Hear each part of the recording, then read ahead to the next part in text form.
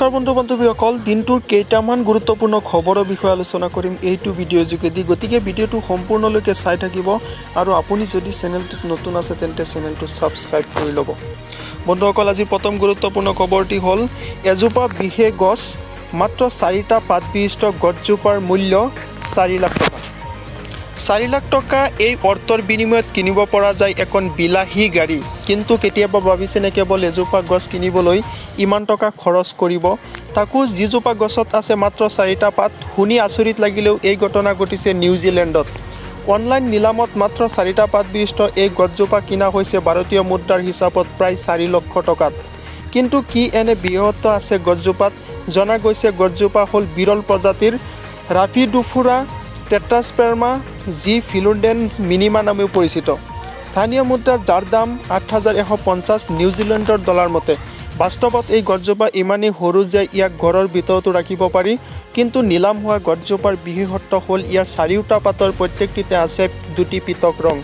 এই গছজোপাৰ প্ৰসংগত এগৰাকী পৰিৱেশবিদে জনায়, এই ধৰণৰ গছৰ সেউজীয়া অংশৰে শালুক সংশ্লেষণ হয় আৰু হালধীয়া অংশত শৰ্কৰা তৈয়াৰ হয়। বন্ধু বান্ধৱীসকল, দ্বিতীয় খবৰটি হ'ল এইখন বাইক চলাবলৈ নালাগে কোনো ড্ৰাইভিং লাইচেন্স। মাত্ৰ 7 টকাৰ বিদ্যুৎ খৰচ কৰিলে চলিব 100 কিলোমিটাৰ। দৈনিক বৃদ্ধি পাবলৈ ধৰা পেট্ৰল ডিজেলৰ আকাশলংঘী দামে জ্বলা-কলা খুৱাইছে সাধাৰণ জনতাক, যাৰ বাবে ভাৰতত বৈদ্যুতিক গাড়ীৰ জনপ্ৰিয়তা ক্ৰমশ বৃদ্ধি পাইছে।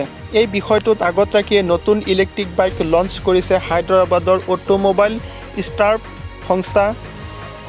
দেশৰ মধ্যবিত্ত মানুহৰ কথা ভাবিয়ে এই ইলেক্ট্ৰিকেল বাইক বজাৰলৈ আনিছে সংস্থাটোৱে। লিথিয়াম আয়ন বেটাৰীৰ দ্বাৰা চলিত এই বাইকৰ সৰ্বোচ্চ গতিবেগ ঘণ্টাত 25 কিলোমিটাৰ। বাইকৰ এই লিথিয়াম আয়ন বেটাৰী সম্পূৰ্ণ চাৰ্জ হ'বলৈ সময় লাগে 4 ঘণ্টা। সংস্থাটোৱে জনাইছে এই বেটাৰী সম্পূৰ্ণ চাৰ্জ হ'বলৈ মাত্ৰ 1 ইউনিট বিদ্যুৎ খৰচ হয়।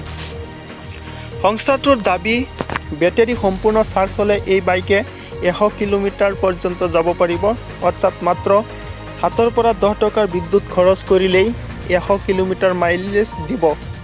ক্লাছিক লুক, LED লাইট, ইলেক্ট্ৰিকৰ দৰে প্ৰয়োজনীয় প্ৰায় সকলো সামগ্ৰীয়ে আছে এই ইলেক্ট্ৰিকেল বাইকখনত। আনহাতে গুৰুত্বপূৰ্ণ কথা যে এই বাইক চলাবলৈ নালাগে কোনো লাইচেন্স। উল্লেখ্য যে হায়দৰাবাদৰ অটোমোবাইল সংস্থাৰ প্ৰায় 3 বছৰৰ চেষ্টাত তৈয়াৰী এই ইলেক্ট্ৰিকেল বাইকৰ দাম মাত্ৰ 50,000 টকা।